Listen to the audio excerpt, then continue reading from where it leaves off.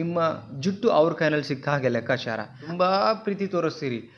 ಹೆಂಗೆ ಅಂತ ಹೇಳಿದ್ರೆ ಎಲ್ಲಿ ಅವರು ಪಾದ ಇಟ್ಬಿಟ್ರೆ ಪಾದ ಸೌದು ಹೋಗುತ್ತೇನೋ ಆ ಲೆವೆಲ್ಗೂ ಕೆಲವರು ಪ್ರೀತಿ ಮಾಡೋರು ಇರ್ತಾರೆ. ಅವರೇ ಸ್ನೇಹಿತರೆ, ವೆಲ್ಕಮ್ ಬ್ಯಾಕ್. ನೀವು ನೋಡ್ತಿದ್ದೀರಾ ಜೈ ಮೋಟಿವೇಶನಲ್ ಸ್ಪೀಕರ್ ಯೂಟ್ಯೂಬ್ ಚಾನಲ್. ಇವತ್ತಿನ ಟಾಪಿಕ್ ಏನು ಅಂತ ಹೇಳಿದ್ರೆ, ನೀವು ತುಂಬ ಪ್ರೀತಿ ಮಾಡುವಂಥ ವ್ಯಕ್ತಿ ನಿಮ್ಮನ್ನು ಯಾವ ಕಾರಣಕ್ಕೆ ನೆಗ್ಲೆಕ್ಟ್ ಮಾಡ್ತಾರೆ. ತುಂಬ ಹಚ್ಕೊಳ್ತಿರ್ತೀರಿ, ತುಂಬ ಅವ್ರು ಬಿಟ್ಟರೆ ಪ್ರಪಂಚ ಎಲ್ಲ ಅಂದ್ಕೊಂಡು ಅವರು ಅಷ್ಟು ಕೇರು ಕಾಳಜಿ ಎಲ್ಲ ಮಾಡ್ತೀವಿ. ಬಟ್ ನಿಮ್ಮನ್ನೇ ಯಾಕೆ ನೆಗ್ಲೆಕ್ಟ್ ಮಾಡ್ತಾರೆ ಅನ್ನೋದಕ್ಕೆ ಇಲ್ಲಿ ನಿಮಗೆ 5 ಟಿಪ್ಸ್ನ ಶೇರ್ ಮಾಡ್ತೀನಿ. ವಿಡಿಯೋ ಕೊನೆ ತನಕ ನೋಡಿ. ಡೈರೆಕ್ಟ್ ನಾನು ಪಾಯಿಂಟ್ಸಿಗೆ ಬರ್ತೀನಿ, ತುಂಬ ಲೆಂತಿ ಮಾಡಲ್ಲ ವಿಡಿಯೋನ. ಬಟ್ ಒಂದು ರಿಕ್ವೆಸ್ಟ್ ಏನಂತ ಹೇಳಿದ್ರೆ, ಯಾರೆಲ್ಲ ಹೊಸಬ್ರು ನಮ್ಮ ಚಾನಲ್ನ ವಿಸಿಟ್ ಕೊಟ್ಟಿದ್ದೀರಾ ಸಬ್ಸ್ಕ್ರೈಬ್ ಮಾಡಿ ನೋಡಿ, ವಿಡಿಯೋಗೆ ಲೈಕ್ ಮಾಡಿ. ನಿಮ್ಮ ಅನಿಸಿಕೆನ ಕಮೆಂಟ್ ಸೆಕ್ಷನಲ್ಲಿ ವಿಡಿಯೋ ನೋಡಿದ್ಮೇಲೆ ಕಮೆಂಟ್ ಮಾಡೋದನ್ನು ಮಾತ್ರ ಮರಿಬೇಡಿ. ಸ್ಕಿಪ್ ಮಾಡಬೇಡಿ. ಸ್ಕಿಪ್ ಮಾಡಿದ್ರೆ ಏನು ಅರ್ಥ ಆಗಲ್ಲ. ಇದ್ರ ಬಗ್ಗೆ ಡೀಟೇಲ್ಸ್ ಗೊತ್ತಾಗಬೇಕು ಅಂದರೆ ದಯವಿಟ್ಟು ವಿಡಿಯೋನ ಕಂಪ್ಲೀಟಾಗಿ ನೋಡಿದಾಗ ಮಾತ್ರ ಅರ್ಥ ಆಗುತ್ತೆ. ಫಸ್ಟ್ ಪಾಯಿಂಟ್ ನೋಡೋಣ. ಏನು ಅಂದರೆ, ಅತಿಯಾದ ನಂಬಿಕೆಯಿಂದ ನೀವು ಅತಿಯಾಗಿ ನಂಬಿಡ್ತೀರಾ. ಅತಿಯಾಗಿ ಹೆಂಗೆ ಅಂತ ಹೇಳಿದ್ರೆ, ಅವರು ಏನು ಹೇಳ್ತಾರೆ ಎಲ್ಲದಕ್ಕೂ ಸೈ, ಅಷ್ಟು ಬ್ಲೈಂಡ್ ಆಗಿಬಿಡ್ತೀರಾ ಅವ್ರ ಮೇಲೆ. ಅಷ್ಟು ನಂಬಿಕೆ, ಅವ್ರ ಸರ್ವಸ್ವ. ನೀವು ಏನೇ ಮಾಡಬೇಕಂತ ಅವ್ರನ್ನೇ ಕೇಳ್ತೀರಾ, ಅಥವಾ ಅವ್ರು ಏನೇ ಮಾಡಿದ್ರು ಕೂಡ ಅದಕ್ಕೆ ಒಂದೂ ಪ್ರಶ್ನೆ ಮಾಡ್ದಿರಾ, ಒಂದೂ ಏನೂ ಕೇಳಿದಿರ. ಕರೆಕ್ಟಾಗಿ ಮಾಡಿರ್ತಾರೆ. ಆ್ಯಕ್ಚುಲಿ ಅದು ಸುಳ್ಳು ಅಥವಾ ರಾಂಗ್ ಇದ್ದರೂ ಕೂಡ ಅವ್ರನ್ನೇ ಬಿಲೀವ್ ಮಾಡ್ತೀರಾ. ಕೆಲವೊಂದಿಷ್ಟು ಕಾಮನ್ ಸೆನ್ಸ್ ಇರುತ್ತೆ, ಅದನ್ನು ಲೆಕ್ಕಾಚಾರ ಕೂಡ ಹಾಕ್ಲಿಕ್ಕೆ ಹೋಗಲ್ಲ, ಅಷ್ಟು ಬಿಲೀವ್ ಮಾಡ್ತೀರಾ ಬ್ಲೈಂಡ್ ಆಗಿ. ಆವಾಗ ನಿಮಗೆ ನೆಗ್ಲೆಕ್ಟ್ ಮಾಡುವಂಥ ಸಾಧ್ಯತೆ ಇರುತ್ತೆ. First point. ಸೆಕೆಂಡ್ ಪಾಯಿಂಟ್ ಏನಂದರೆ, ಅತಿಯಾದ ಕಾಳಜಿ ಮತ್ತು ಪ್ರೀತಿ. ನೀವು ತುಂಬ ಈಗ ಒಂದು ತಾಯಿ ಮಗುನ ಹೆಂಗೆ ಕಾಳಜಿ ಮಾಡುತ್ತಲ್ಲ, ಅದಕ್ಕಿಂತ ಪ್ರೀತಿ ಮತ್ತು ಕಾಳಜಿ. ಅದರಲ್ಲೂ ಕೂಡ ಹೆಂಗೆ ಅಂದರೆ ನೋ ಕಂಜ್ಯೂಸ್, ಏನು ತುಂಬ ಪ್ರೀತಿ ತೋರಿಸ್ತೀರಿ. ಹೆಂಗೆ ಅಂತ ಹೇಳಿದ್ರೆ ಎಲ್ಲಿ ಅವರು ಪಾದ ಇಟ್ಬಿಟ್ರೆ ಪಾದ ಸೌದು ಹೋಗುತ್ತೇನೋ ಆ ಲೆವೆಲ್ಗೂ ಕೆಲವರು ಪ್ರೀತಿ ಮಾಡೋರು ಇರ್ತಾರೆ. ಅವರೇ ಪ್ರಪಂಚ, ಅವರೇ ಸರ್ವಸ್ವ ಅಂದ್ಕೊಂಡು ಅವರಿಗೆ ತುಂಬ ಟೈಮಿಗೆ ಊಟ, ತಿಂಡಿ, ಕಾಳಜಿ, ಮತ್ತೊಂದು ಇಲ್ಲೊಂದು ಸೂಕ್ಷ್ಮವಾಗಿರ್ತಕ್ಕಂಥ ಮಾತುಗಳು ಎಲ್ಲ ರೀತಿಯಿಂದ ಹೆಂಗೆ ಅಂದರೆ ಒಂದಿಷ್ಟು ಕೂಡ ಅವ್ರನ್ನ ಅರ್ಥ ಮಾಡ್ಕೊಳ್ಳೋಕ್ಕೂ ಬಿಡ್ತಾ ಇರಲ್ಲ. ನೀವು ತುಂಬ ಸೂಕ್ಷ್ಮ ಸ್ವಭಾವ ಅಂದ್ಕೊಂಡು ಅವ್ರನ್ನ ಪ್ರತಿ ಹೆಜ್ಜೆಯಲ್ಲೂ ಕೂಡ ನೀವು ಸಾರಿ ಕೇಳ್ಕೊಂಡು, ನೀವು ಮನಸ್ಸು ಕಲ್ ಮಾಡ್ಕೊಂಡು, ನೋವು ಮಾಡಿಕೊಂಡು ಅವರೊಟ್ಟಿಗೆ ಚೆನ್ನಾಗಿರೋಕ್ಕೆ ಟ್ರೈ ಮಾಡ್ತೀರಿ.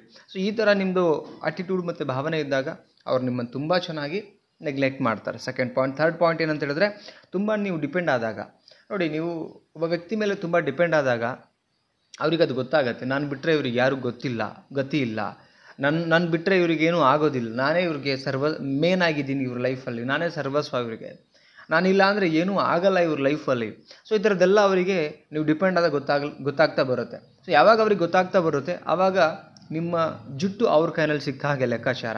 ಆವಾಗ ಏನು ಮಾಡ್ತಾರೆ ಅಂತ ಹೇಳಿದ್ರೆ, ನಿಮ್ಮನ್ನು ನೆಗ್ಲೆಕ್ಟ್ ಮಾಡ್ತಾರೆ, ನಿಮ್ಮನ್ನು ಕೇರ್ಲೆಸ್ ಮಾಡ್ತಾರೆ. ಕಾರಣ ನಿಮ್ಮ ಬಗ್ಗೆ ಎಲ್ಲ ಗೊತ್ತಿರುತ್ತಲ್ಲ, ನೀವೇ ಅವ್ರ ಮೇಲೆ ಡಿಪೆಂಡ್ ಆಗಿದ್ದೀರಾ ಅನ್ನೋ ಸತ್ಯ ಗೊತ್ತಾದಮೇಲೆ ನಿಮ್ಗೆ ಆಬ್ವಿಯಸ್ಲಿ ಅವ್ರೇನು ಮಾಡ್ತಾರೆ, ಸೊ ಕೇರ್ಲೆಸ್ ಮಾಡ್ತಾರೆ. ಬೇಕು ಬೇಡ ಸೊ ಆ ಥರದಾಗಿ. ಸೊ ಹಂಗಿರಬೇಕಾದ್ರೆ ನಿಮಗೆ ನೆಗ್ಲಿಯೆನ್ಸ್ ಮಾಡುವಂಥ ಸಾಧ್ಯತೆ ಇರುತ್ತೆ, ತುಂಬ ಅತಿಯಾಗಿ ಡಿಪೆಂಡ್ ಆದಾಗ. ನೆಕ್ಸ್ಟ್ ಪಾಯಿಂಟ್, 4ನೇ ಪಾಯಿಂಟು, ನಿಮ್ಮ ವೀಕ್ನೆಸ್ ಅವರಿಗೆ ಗೊತ್ತಾದಾಗ. ನಿಮ್ಮ ಕಂಪ್ಲೀಟ್ ವೀಕ್ನೆಸ್ ಅಂದರೆ, ನೀವು ಯಾವುದಕ್ಕೆ ಭಾಳ ಬೇಗ ಕರಗಿ ಬಿಡ್ತೀರಿ, ನಿಮ್ಮ ಇನ್ಕಮ್ ಸೋರ್ಸ್ ಏನು, ನಿಮ್ಮ ಫ್ಯಾಮಿಲಿ ಬ್ಯಾಕ್ಗ್ರೌಂಡ್ ಏನು, ನೀವು ಹೆಂಗಿದ್ದೀರಿ, ಆ್ಯಂಡ್ ಯಾವುದಕ್ಕೆ ನೀವು ಸ್ಟ್ರಾಂಗ್ ಇದ್ದೀರೋ ಇಲ್ಲೋ ಎಲ್ಲನೂ ಕೂಡ ಅವ್ರಿಗೆ ಗೊತ್ತಾಗ್ಬಿಡುತ್ತೆ. ಅದು ವೀಕ್ನೆಸ್. ನೀವು ಯಾವುದಕ್ಕೆ ಭಾಳ ಬೇಗ ಕರಗ್ತೀರಂತ ಗೊತ್ತಾಗುತ್ತಲ್ಲ, ಅದೊಂದೇ ಪಾಯಿಂಟ್ ಇಟ್ಕೊಂಡು ನಿಮ್ಮನ್ನು ತುಂಬ ಚೆನ್ನಾಗಿ ಆಟ ಆಡ್ಸೋಕ್ಕೆ ಶುರು ಮಾಡ್ತಾರೆ. ಸೊ ನಿಮ್ಮ ವೀಕ್ನೆಸ್ಸು ನಿಮ್ಗೆ ಮಾತ್ರ ಗೊತ್ತಿರಬೇಕು. ಅಪೋಸಿಟಲ್ಲಿ ಎಷ್ಟೇ ಪ್ರೀತಿ ಮಾಡ್ತಾ ಇರಲಿ, ನಿಮ್ಮ ವೀಕ್ನೆಸ್ ಅವ್ರಿಗೆ ಬಿಟ್ಕೊಡ್ಬೋದು ಆ್ಯಕ್ಚುಲಿ.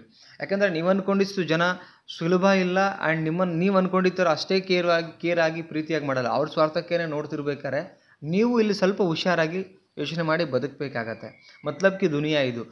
ಬಿಡು ಎಲ್ಲ ಹಾಗೆ 1947 ಹೊರಟೋಯ್ತು, ಯಾವತ್ತೋ ಹೊರಟೋಯ್ತು. ಮತ್ಲಬ್ಕಿ ದುನಿಯಾ ಇದು ಅಂದರೆ ಸ್ವಾರ್ಥದ ಪ್ರಪಂಚ. ನೀವು ಹುಷಾರಾಗಿ ಹೆಜ್ಜೆ ಇಡ್ತಾ ಹೋಗಬೇಕು, ಆವಾಗ ಮಾತ್ರ ನೀವು ತುಂಬ ಚೆನ್ನಾಗಿರೋಕ್ಕೆ ಸಾಧ್ಯ. ನೆಕ್ಸ್ಟ್ ಪಾಯಿಂಟ್, ಕೊನೆ ಪಾಯಿಂಟ್ ಏನಂತ ಹೇಳಿದ್ರೆ, ನಿಮ್ಮಲ್ಲಿರೋ ಧೈರ್ಯ ಕಡಿಮೆ ಆದಾಗ. ನೋಡಿ, ನಿಮಗೆ ಧೈರ್ಯನೇ ಇಲ್ಲ ಲೈಫಲ್ಲಿ, ಅವ್ರಿಗೊಂದು ಫೀಲ್ ಆಗುತ್ತೆ, ನಾನಿದ್ರೇ ಇವ್ರಿಗೊಂದು ಧೈರ್ಯ ಲೈಫಲ್ಲಿ. ಸೊ ನಾನಿಲ್ಲ ಅಂದರೆ ಧೈರ್ಯ ಇಲ್ಲ, ಬದುಕೋದು ಕೂಡ ಕಷ್ಟ, ಏನೂ ಕೂಡ ಮಾಡಲ್ಲ, ಮುಂದೆ ಹೋಗಲ್ಲ. ಈ ಥರದ್ದೆಲ್ಲ ವಿಚಾರಗಳು ಅವ್ರಿಗೆ ಗೊತ್ತಾದಾಗ ನಿಮ್ಮನ್ನು 100% ಕೇರ್ಲೆಸ್ ಮಾಡ್ತಾರೆ. ಯಾಕೆಂದರೆ ಅವರಿದ್ರೆ ಅಲ್ಲ ನಿಮ್ಮ ಲೈಫಲ್ಲಿ ಧೈರ್ಯ ಬರೋದು, ಅವರಿದ್ರೆ ಅಲ್ಲ ನಿಮ್ಮ ಲೈಫಲ್ಲಿ ಬೆಳಕು ಬರೋದು, ಅವರಿದ್ರೆ ಅಲ್ಲ ನಿಮಗೆ ಏನಾದರೂ ಮಾಡಲಿಕ್ಕೆ ಮುಂದೆ ಮೂವ್ ಆನ್ ಆಗೋದು. ನೀವು ಇದೆಲ್ಲ ಅವ್ರಿಗೆ ಗೊತ್ತಾದರೆ ನೀವು ಹಂಗೆ ತೋರಿಸ್ಕೊಂಡಿರ್ತೀರ. ತಪ್ಪಿಲ್ಲ. ಆ್ಯಕ್ಚುಲಿ ಏನಂದರೆ, ನೀವು ಹೆಂಗೆ ಅವರೊಟ್ಟಿಗೆ ಇರಬೇಕು ಅನ್ನೋದು ನಿಮಗೆ ಗೊತ್ತಿಲ್ಲ, ಹೇಗೆ ಬಿಹೇವ್ ಮಾಡಬೇಕು ಅನ್ನೋದು ಗೊತ್ತಿಲ್ಲ, ಹೇಗೆ ನಡ್ಕೋಬೇಕು ಅನ್ನೋದು ಗೊತ್ತಿಲ್ಲ. ಸೊ ಇದೆಲ್ಲ ನೀವು ಕಾಮನ್ ಆಗಿ ಆ್ಯಸ್ ಇಟ್ ಈಸ್ ಇರ್ತೀರ. ಪಾಪ ಇನ್ನೋಸೆಂಟ್ ಅಲ್ಲ, ಹಾಗೆ ಎದ್ದು ಬಿಡ್ತೀರಿ. ಬಟ್ ನಿಮ್ಮ ಇನ್ನೋಸೆಂಟ್ ಮನಸ್ಸಿಗೆ, ಇನ್ನೋಸೆಂಟ್ ಪ್ರೀತಿಗೆ ನಿಮ್ಮನ್ನು ಘಾಸಿ ಮಾಡ್ತಾರೆ, ನಿಮಗೆ ತುಂಬ ಕಣ್ಣೀರು ಹಾಕಿಸ್ತಾರೆ. ಸೊ ಈ 5 ಪಾಯಿಂಟ್ಸ್ ವೆರಿ ಮುಖ್ಯ. ಈ 5 ತಪ್ಪುಗಳನ್ನು ನೀವು ಮಾಡ್ತಾಯಿದ್ರೆ, ನಿಮ್ಮ ಸಂಗಾತಿ ಇರಲಿ, ಲವ್ವರ್ ಇರಲಿ, ಬದುಕಲ್ಲಿ ಯಾರೇ ಫ್ರೆಂಡ್ಸ್ ಇರಲಿ, ತಿದ್ಕೊಳ್ಳಿ. ನೀವು ಹುಷಾರಾಗಿರಿ. ಪ್ರೀತಿ ಮಾಡಿ, ಅದು ಪ್ರೀತಿ ಬೇಕು ಲೈಫಲ್ಲಿ, ಬಟ್ ತಿದ್ಕೊಳ್ಳಿ, ನೀವು ಹುಷಾರಾಗಿರಿ ಅಷ್ಟೇ. ಯಾವ ಜನ ಎಷ್ಟೇ ಪ್ರೀತಿ ಮಾಡ್ತಿದ್ರು ಯಾವ ಟೈಮಲ್ಲಿ ಕೈ ಕೊಡ್ತಾರೆ ಗೊತ್ತಿಲ್ಲ. ಸೊ ಆ ಒಂದು ಕಾರಣಕ್ಕೆ ಈ 5 ಮಿಸ್ಟೇಕ್ ಮಾಡ್ತಾ ಇದ್ದರೆ ಇವತ್ತಿಗೆ ಸರಿ ಮಾಡ್ಕೊಳ್ಳಿ. ಆ್ಯಂಡ್ ಏನು ಅನ್ನಿಸ್ತು ವಿಡಿಯೋ ಬಗ್ಗೆ, ನಾನು ಬೇರೆಯವ್ರ ಥರ ಕತೆ ಕಟ್ಟಿ ಮಾತಾಡಲ್ಲ, ಇರೋ ಫ್ಯಾಕ್ಟ್ ಬಗ್ಗೆ ಮಾತಾಡ್ತಾ ಇದ್ದೀನಿ. ಆ್ಯಂಡ್ ಒನ್ ಮೋರ್ ಥಿಂಗ್ ನಿಮಗೆ ಮನಸ್ಸಲ್ಲಿ ಹೇಗಿರಬೇಕಿದ್ರೆ ಡೀಟೇಲ್ಸ್ ಎಲ್ಲ ಡೆಪ್ತ್ ಬೇಕು ಅಂದರೆ ಕೌನ್ಸಿಲಿಂಗ್ ತೊಗೊಳ್ಬೋದು. ಅದಕ್ಕೆ ಫೀಸ್ ಇರುತ್ತೆ. ಕಾಂಟ್ಯಾಕ್ಟ್ ನಂಬರ್ನ ಕೊಟ್ಟಿರ್ತೀವಿ ಫಾರ್ ಅಪಾಯಿಂಟ್ಮೆಂಟ್ ಅಂತೇಳಿ. ಸೊ ಪೇ ಮಾಡಿಬಿಟ್ಟು ಅಪಾಯಿಂಟ್ಮೆಂಟ್ ತೊಗೋಬೇಕು. ಕೌನ್ಸಿಲಿಂಗ್ ಕೂಡ ಮಾಡ್ತೀವಿ ಫೋನ್ ಕಾಲಲ್ಲಿ. ಆ್ಯಂಡ್ ಏನು ಅಂತ ಹೇಳಿದ್ರೆ ಹೊಸಬರಾಗಿದ್ದರೆ ದಯವಿಟ್ಟು ಚಾನಲ್ಗೆ ಸಬ್ಸ್ಕ್ರೈಬ್ ಮಾಡ್ಕೊಳ್ಳಿ. ಆ್ಯಂಡ್ ವಿಡಿಯೋನ ಎಲ್ರಿಗೂ ಶೇರ್ ಮಾಡಿ. ಮತ್ತೊಂದು ಟಾಪಿಕಲ್ಲಿ ಸಿಗ್ತೀನಿ. ನಮಸ್ತೆ.